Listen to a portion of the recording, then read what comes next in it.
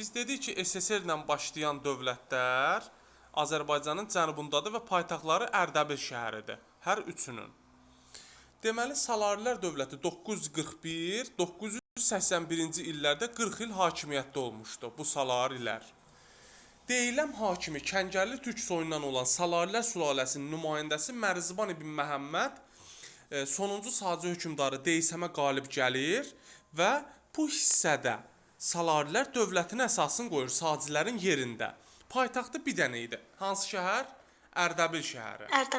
Mərziban ibn Məhəmməd hakimiyyəti dövrü 941-957-ci illərdə olmuşdu. O Azərbaycanın şimal-qərb hissəsini, yəni bu hissəni görsənir bu hissələr. Görsənir. Siz işarə eləyirsiniz nəyinəsə? O düşmür amma. Eyb yoxdur. Düşmür o. Sonradan onda baxarsan ona. Sonra şimal-şərq Şirvanşahları bu hissəni dövlətə tabedir. Şərqi Gürcüstanı, bax burada Tiflis yazılıb ha. Həmin hissə Şərqi Gürcüstanı və Dərbəndi şimaldakı məntəqəni tutur. Və bu da Yusif ibn Əbusazla oxşar cəhətidir. Sacilərə tabe olan feodal hakimlər Salarilər dövlətinə bac verməyə başladılar. Xəzər dənizində Azərbaycanın ticarət gəmiləri görsən, Xəzərdə ticarət gəmiləri yalnız hansı dövlətə aiddir? Salarilər dövlətinə. Azərbaycanı vahid halda Sacilər kimi birləşdirir. Amma ilk dəfə vahid halda sözü olsa Sacilərdir, vahid halda birləşdirən oxşar cəhət olsa yenə Salarilərdir. İqtisadiyyatda, sənətkarlıqda, ticarətdə inkişaf edir, etnik qruplar Azərbaycan xalqı ilə qarışmasına müsbət təsir göstərir. Həmçinin Azərbaycanın yaxın və orta şərqdə iqtisadi, hərbi siyasi rolu artırdı, ölkə daxilində çəkişmələrə son qoyuldu, asayiş təmin olundu. Slavyanlar tərəfindən Bərdə faciəsi həmin dövrdə 944-də gəldilər ha Slavyanlar. Bu Bərdə Salarilərin tərkibində idi həmin vaxt, yadında qalsın. Bərdə faciəsi törədildi. Paytaxtı Ərdəbil şəhəri olan Salarilər dövlətinin ərazisi şimalda Dərbənddən, cənubda Dəclə çayını görürsən, lap qırağa bax. Dəclə, Fərat çaylarına qədər, aşağıda Dəclə çayı bu hissə. Dəzlə və Fərat çaylarına qədər olan əraziləri əhatə edirdi. Mərziban ibn Məhəmməd qanunnamə hazırlatdırmışdı. O, vergi sistemini nizamlayır və özbaşınalığa son qoydu. Vergilərdə qayda qanun yaratdı və maliyyə işləri nəzarət altına keçirdi. Bəs tarixdə qanunnamə hazırlatdıran hökmdarlar var. Osmanlıda 1476-da Fatih II Mehmet, Salarilərdə Mərziban ibn Məhəmməd, Ağqoyunluda Həsən Padişah, sonra Şəki xanlığında Məhəmməd Həsən xan, Çingiz xanın qanunları olmuşdu. Sonra Salik qanunları var Xlodvikin dövründə, Justinian məcəlləsi var. Bu kimi hökmdarlar oxşar cəhət təşkil edirdilər. Mərziban ibn Məhəmməd deməli torpaq və əmlak vergisi toplayırdı, həmçinin xərac da alırdı. Əsas ordusu muzlu süvari və piyadalardan ibarət idi. Mərziban ibn Məhəmmədin ölümündən sonra 957-ci ildə oğulları və qardaşları arasında çəkişmə baş verir və qardaşı Vəhsudan gəlir hakimiyyətə. Vəhsudan dövrü sabitlik dövrüdür, lakin sonuncu hakimiyyət dövrü, yəni Vəhsudanın dövründən sonra bunun oğlu İbrahim ibn Mərziban gəlir 962-981. Əgər İbrahim ibn Mərzibanın dövrünü gördün, bil ki, artıq Sacilər toplamış, yəni qazanmış ərazilərini itirməyə başladılar. Yəni ki, Şirvanşahları, Dərbəndi, Gəncə vilayətləri Salarilər dövlətinin tərkibindən çıxır və ərazisində Şəddadilər dövləti yaranırdı 971-ci ildə və beləliklə bu dövlətin varlığına Əbülhicar Rəvvadi 981-ci ildə Əzidilər sülaləsindən olan paytaxtı Ərdəbili tutur və bu dövlətin varlığına son qoyur. Və Salarilər dövləti 9-11-ci əsrlərdə digər feodal dövlətlər nəyə görə fərqlənirdi? Xəzər dənizində ticarət gəmiləri Salarilərdədir və ən geniş əraziyə malik olmuşdu, qanunnamə qəbul etmişdilər. Sacilərlə Salarilərin oxşar cəhəti S hərfi ilə başlayanlar türkmənşəli idilər, eyni əsrdə süqut etdilər, Azərbaycanın cənubunda yarandılar. Paytaxtlarından biri Ərdəbil şəhəri olmuşdu. İslam dinini qəbul etmişdilər Yəni dövlət dini İslamı idi. Şimalda sərhədləri Dərbənd keçidi idi. Gürcüstanın bir hissəsini erməniləri tabe etmişdilər. Şirvanşahları tabe etmişdilər. Bütün Azərbaycan torpaqlarını nə etmişdilər?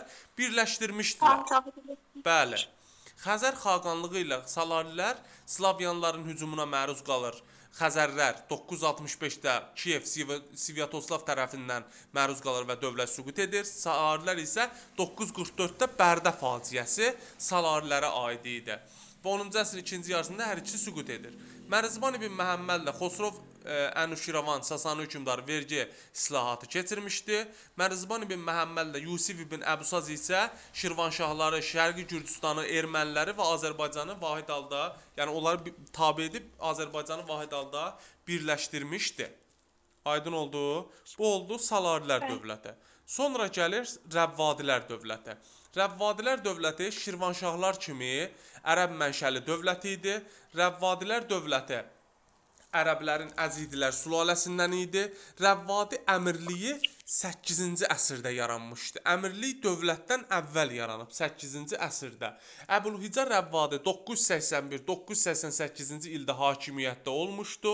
Təbriz, Bura, sonra Marağa və Əhərdə hakimliyinə hakim olmuşdu. 981-ci ildə sonuncu Salari hökmdarı İbrahim ibn Mərzbanı taxtdan salır və Rəvvadilər dövlətini yaratmışdı. Rəvvadilər dövlətinin ərazisi Azərbaycanın cənubunda idi. Yəni SSR, Saci, Salari, Rəvvadi Araz çayının cənubda yerləşirdi. Muğan hakimliyini, Muğan hakimliyi Rəvvadilərə aiddir ya. İlk paytaxtı Ərdəbil olmuşdu. Sonradan isə Əbülhicə Rəvvadi paytaxtı hara köçürdü? Təbriz şəhərinə. Təbriz ilk dəfə paytaxt olub Rəvvadilərin, Azərbaycan tarixində ilk dəfə Rəvvadilərin, sonra Eldənizlərdə Qızıl Arslanın dövründə paytaxt olur. Sonra Hülakülərdə 2 dəfə olur. Bir dəfə Hülakülərin birinci paytaxtı Marağadır, sonra Təbriz olur. Sultaniyə yenidən Təbriz olur. Cəlalilərdə Şeyx Üveys 1359-da Bağdaddan Təbrizə köçürdü. Ağqoyunlu, Qaraqoyunluda bir paytaxt olur Təbriz şəhəri. Səfəvilərdə isə 1501-1555-ə kimi Təbriz şəhəri paytaxtları olmuşdu. Deməli, ən qüdrətli dövrü Rəvvadilərin Vəhsudanın dövrüdür. 1020-1059-cu illərdə, onun dövründə 1028-ci ildə 2000 Oğuz ailəsi bu ərazidə məskunlaşmışdı və bu dövrdə Rəvvadilərin hərbi gücü artdı. Azərbaycanda türklərin mövqeyi gücləndi. Bizans və erməni gürcü qüvvələrinə qarşı basqınlarının qarşısı alınırdı. 1042-ci ildə, testdə yazırlar, 11-ci əsrin 40-cı illərində nə baş verib? Təbrizdə zəlzələ olur. Həmin bu paytaxt şəhərində 1042-də zəlzələ baş vermişdi. Və bu zaman şəhərin müdafiə qabiliyyəti zəiflədi. Vəhsudan Təbrizi tərk etmişdi. Burada 1-ci Toğrulda 1054-cü ildə Təbrizi və Gəncəni tutmuşdu. Gəncə Şəddadilərin paytaxtı, Təbriz isə Rəvvadilərin paytaxtı idi və Tiflis müsəlman əmirliyini özündən asılı vəzifədə salmışdı. Vəhsudan müqavimətsiz tabe olmuşdu Səlcuqlara 1-ci Toğrula, amma Rəvvadilərin varlığına 1065-ci ildə isə Alparslan son qoymuşdu. Deməli, Toğrul işğal etmişdi, Alparslan isə dövlətin varlığına son qoymuşdu. Rəvvadilər, Salarilər tarixi üçün oxşar cəhət eyni əsrdə yaranmışdılar. Yəni 9-10-cu əsrdə yaranmışdılar. Azərbaycanın cənubunda yaranmışdılar və paytaxtları Ərdəbil şəhəri olmuşdur. Rəvvadilər, Şirvanşahlar ərəb mənşəli idilər, paytaxtları köçürmüşdülər, Şəddadilərlə dost olublar. Səlcuqlardan Rəvvadilər 1054, Şirvanşahlar isə 1066-da asılı vəzifədə düşmüşdü. Mərzban ibn Məhəmmədlə Əbülhicə Rəvvadi paytaxt şəhərləri Ərdəbili tutmuşdular və yeni dövlətin əsasını qoymuşdular.